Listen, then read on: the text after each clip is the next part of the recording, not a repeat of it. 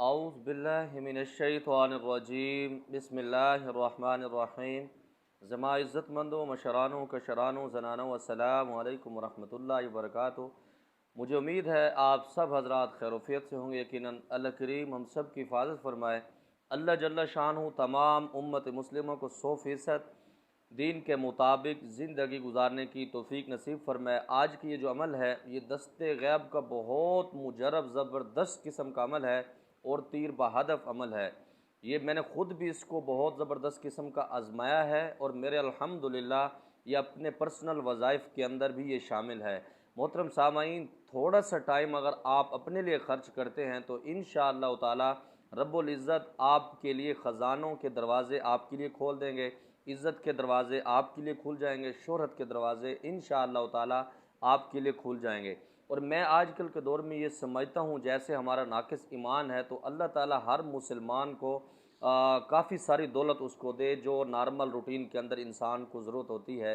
वैसे तो इंसान इसके अंदर रजता नहीं, उसका पेट नहीं भरता, लेकिन नॉर्मल हालात के लिए उसके लिए दौलत होना बड़ा ज़रूरी है। क्योंकि जिसके पास दौलत नहीं होती उसका ईमान भी ख़तरे में होता है बाज़-औक़ात। क्योंकि मैंने अक्सर लोगों को देखा है, सुना है, जब उनके पास दौलत नहीं होती वो नाशुक्री करते हैं कि या अल्लाह ताला ने हमारी तरफ रिज़्क़ के दरवाज़े बंद कर दिए हैं, या अल्लाह को असा ही लभे हैं रिज़्क़ बंद करने वास्ते, या असा बहुत परेशान है। तो मैं कहता हूँ वाह सुबहान अल्लाह, नमाज़ें हम नहीं पढ़ते, रोज़े हम नहीं रखते, ज़िक्र इबादत हम नहीं करते, अल्लाह जल्ल शानहू की बातें हम नहीं मानते, हज़ूर अलैहिस्सलातु वस्सलाम के फ़रमान मुबारक का हम मजाक उड़ाते हैं, फिर हम कहते हैं कि अल्लाह ने हमारा रिज़्क़ बंद कर दिया है। तो मोहतरम सामाईन, जो आदमी मुश्किल हालात में सब्र से काम लेता है, अल्लाह जल्ल शानहू के ऊपर छोड़ देता है अपने मामलात, यकीन करें रब्बुल इज़्ज़त उसको बहुत बेशुमार रिज़्क़ अता फ़रमाता है और ऐसी जगह से अता फ़रमाता है जहाँ से उसका गुमान भी नहीं होता। तो मोहतरम सामाईन, ये बिल्कुल मुख्तसर वजीफ़ा है लेकिन पुर असर बहुत ज़्यादा है। आपने इशा की नमाज के बाद इसको पढ़ना है और आपने इसको पाबंदी से पढ़ना है। और आपको बताता चलूँ कि जो लोग वज़ाइफ के अंदर नागा करते हैं, छुट्टियाँ करते हैं, वक्फ़ा करते हैं, तो उसका वो वजीफ़ा ख़त्म हो जाता है, फिर वो वहीं से शुरू करना पड़ता है। मैं ऐसे बुज़ुर्गान दीन को भी जानता हूँ जिन्होंने पूरी ज़िंदगी अपने वज़ाइफ नागा नहीं किए, क़ज़ा नहीं किए, नागा तो दूसरी बात होती है, क़ज़ा भी नहीं किए अपने पूरे टाइम पर। देखें मोहतरम सामाईन, दुनिया में जो मामलात हैं, मिसाल के तौर पर आप किसी ज़मींदार के डेरे पर जाते हैं, आप किसी वडेरे के दरवाज़े पर जाते हैं, तो आप वहाँ जाकर अपने घुटने टेक कर बैठ जाते हैं। आप यकीन करें वो आपके ऊपर मेहरबान हो जाता है, उसकी क्या औकात होती है, थोड़ी सी हैसियत का मालिक होता है। आप यकीन करें, मैं एक ऐसे बंदे को जानता हूँ जो बिल्कुल गरीब है और उससे मोहब्बत एक हमारे पाकिस्तान का बहुत बड़ा सियासतदान, हमारा साबिक़ वज़ीर-ए-आज़म यूसुफ़ रज़ा गिलानी साहब उससे इतनी मोहब्बत करते हैं, मुझे उम्मीद है कि वो अपने बच्चों से भी उससे इतनी मोहब्बत नहीं करते होंगे। वो क्यों करते हैं? वो बंदा उसके दरवाज़े के ऊपर पड़ा होता है, वो उसके इश्क के अंदर दीवाना होता है। मैं पर्सनली उसको जानता हूँ क्योंकि हमारा वो पड़ोसी है, तो इतना वो उसका दीवाना होता है गिलानी साहब का, गिलानी साहब उसके गीत गाते ही नहीं थकते। तो मोहतरम सामाईन, ये तो दुनिया का मेयार है ना कि वो उससे मोहब्बत करता है तो वो उसको सब कुछ लौटा देता है। अपने बच्चों की गिलानी साहब इतनी परवाह नहीं करते जितना उसको फॉलो करते हैं। तो मोहतरम सामाईन, जब आप रब्बुल इज़्ज़त को, उसकी बारगाह को रोज़ाना आप जाके दरवाज़ा खटखटाते हैं, आप बैठते हैं, आप अल्लाह जल्ल शानहू को मनाने की कोशिश करते हैं, क्या रब ताला आपको नहीं देगा? मोहतरम सामाईन, अल्लाह जल्ल शानहू तो बिन मांगे काफ़ी सारी चीज़ें हमें अता फ़रमा देते हैं। ये सिर्फ़ अल्लाह जल्ल शानहू हमसे चाहते हैं कि मेरा बंदा मुझसे अटैच रहे, मुझसे मिलता रहे, मुझसे बातें करता रहे, अपने गिले शिकवे मुझको सुनाता रहे। और आपको मज़े की बात बताऊँ, आप अपना गिला शिकवा कहीं वडेरे को, कहीं आप जिम्मेदार को तुसा सुनवेंदे वे और तो आपको बुरा महसूस करेंदे। आप यही गिला शिकवा आप किसी बड़े जागीरदार को सुनाते हैं तो वो आपसे तंग हो जाता है। रब्बुल इज़्ज़त की कसम, यही गिले शिकवा आप अल्लाह जल्ल शानहू की बारगाह में आप करते हैं तो रब ताला आपसे खुश होता है और अल्लाह जल्ल शानहू उसके मामलात बेहतर भी फरमा देता है। तो मोहतरम सामाईन, जब अल्लाह ताला ने आपको खुद मौका दिया है तो आप अल्लाह जल्ल शानहू की बारगाह में क्यों नहीं आते?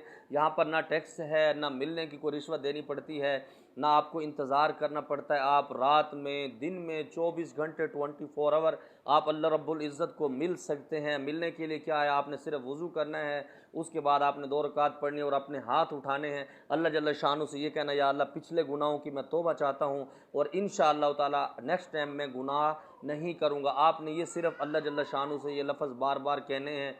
इंशाअल्लाह ताला अल्लाह ताला मामलात बेहतर फरमा देंगे। मोहतरम सामाईन, अभी वजीफ़े की तरफ आते हैं।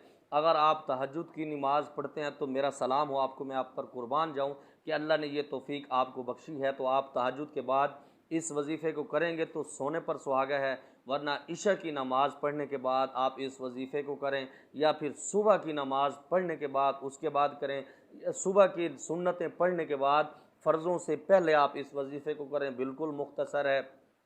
अल्लाह रब्बुल इज़्ज़त के 2 नाम हैं। आप यकीन करें कि अल्लाह रब्बुल इज़्ज़त का जो नाम अल्लाह है, आप इसके ऊपर अपनी ज़िंदगी को फ़ना कर देते हैं, रब्बे काबा की कसम आप सब कुछ अल्लाह ताला आपके ऊपर कुर्बान कर देगा। तो मोहतरम सामईन, ये जो वजीफ़ा है वो बताता हूँ। आपने सुबह की नमाज से पहले इसको पढ़ना है, या नमाज के फ़ौरन बाद आप पढ़ सकते हैं, इशराक से पहले, सूरज निकलने से पहले आप इसको पढ़ सकते हैं, रात को इशा की नमाज के बाद, या फिर आप तहज्जुद के बाद आप इसको पढ़ें। 3 दफ़ा दुरूद इब्राहिमी आपने पढ़ना है, तलब के साथ पढ़ना है, तड़प के साथ पढ़ना है। उसके बाद ये अल्लाह जल्ल शान के ये जो 2 लफ्ज़ हैं, 2 नाम हैं, पढ़ने में, कहने में बहुत मुख्तसर हैं। यकीन करें अल्लाह आपकी दुनिया आखिरत बना गए। या अल्लाह या गनियो, या अल्लाह या गनियो, या अल्लाह या गनियो। अगर आप मिलाकर पढ़ेंगे या अल्लाह यहाँ पर पेश पढ़ेंगे, या गनियो को पढ़ेंगे, ठीक है, फिर आप मिला के पढ़ेंगे। अगर आप अकेला पढ़ते हैं फिर आप या अल्लाह या गनिज, या अल्लाह या गनिज। अगर आप इसको अकेला पढ़ना चाहते हैं, या अल्लाह या गनी, या अल्लाह या गनी। आप इसको 241 मरतबा सिर्फ आपने पढ़ना है।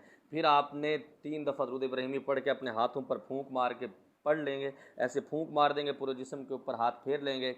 थोड़ा सा पानी या चीनी के ऊपर आप दम करके, आपके घर वाले बीवी बच्चे, आपके बच्चे सारे इसको इस्तेमाल करें। घर वाले चाय आप पी सकते हैं, शरबत पी सकते हैं, दूध के अंदर आप इसको डाल के पी सकते हैं। यकीन माने अल्लाह जल्ल शान ऐसे आपको रिज़्क़ देंगे कि आप हैरान रह जाएंगे। और चलते फिरते भी आप इस 2 लफ्ज़ों को, या अल्लाह या गनीजो को आप पढ़ते रहें, कसरत करते रहें, और अल्लाह रब्बुल इज़्ज़त की बारगाह में आप गिड़गिड़ाते रहें, रोते रहें।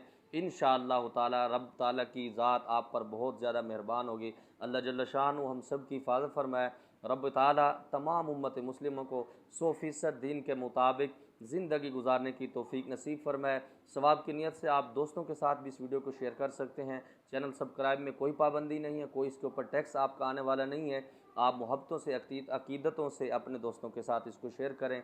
अल्लाह रब्बुल इज़्ज़त तमाम उम्मत मुस्लिमा को हज़ूर अलैहिस्सलातु वस्सलाम की सच्ची ग़ुलामी नसीब फरमाए।